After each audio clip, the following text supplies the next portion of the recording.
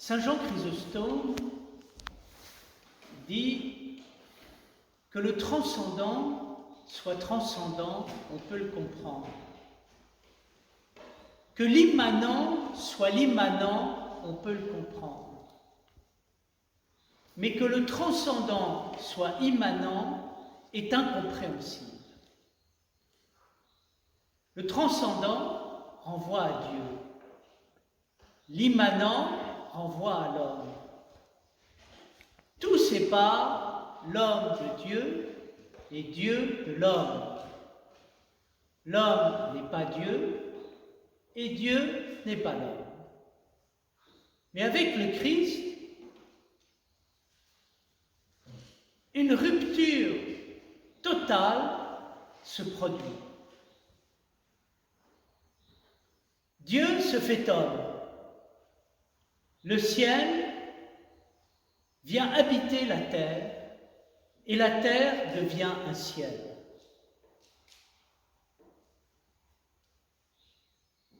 On pense qu'il est impossible pour l'homme de devenir Dieu. Ce n'est pas impossible, c'est son avenir. Ce à quoi nous sommes appelés est une vie qui n'est pas simplement humaine, mais qui est une vie divine. Dans la vie divine, ce qui est impossible devient possible. Des miracles se produisent, comme le miracle de ce boiteux que Pierre guérit simplement parce qu'il laisse agir le Christ en lui et que, laissant agir le Christ en lui, il laisse agir la vie qui ne connaît aucune infirmité. Laisser la vie agir en nous, laisser le Christ agir en nous, c'est rencontrer en nous le bon berger. Qui est le bon berger? Le bon berger, c'est celui qui rassemble les brebis pour en faire un seul troupeau. C'est celui qui nous permet de devenir un. C'est celui qui permet d'être en Dieu comme Dieu est en nous. C'est celui qui se trouve dans l'unité entre le Père et le Fils, dans laquelle le Père est dans le Fils comme le Fils est dans le Père.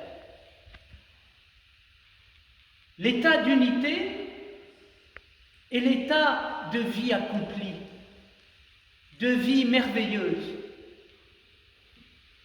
C'est l'état dans lequel tout est un, parce que nous sommes avec tout. Le Christ est le bon berger, pourquoi? Parce qu'il est la bonne pensée, la juste pensée, qui amène la bonne attitude, la juste attitude. Il y a deux attitudes possibles dans la vie. On peut être un mercenaire ou on peut être comme le Christ. Le mercenaire, c'est celui qui agit, fait les choses pour un salaire. Le Christ, ce n'est pas celui qui agit et qui fait les choses pour un salaire, c'est celui qui donne sa vie. Celui qui fait les choses pour un salaire, c'est celui qui prend, mais qui ne donne pas. Le Christ ne prend pas, il donne. Le mercenaire s'occupe en apparence des brebis. Il s'occupe en apparence de l'unité. Mais il n'est pas l'unité. Il n'est pas l'unité parce qu'il pense au salaire. Il ne pense pas à l'unité. Il ne vit pas l'unité. Le Christ ne demande pas un salaire. Il vit, il est. Il est en nous celui qui crée l'unité et qui la fait vivre. Quand est-ce que nous sommes en Christ?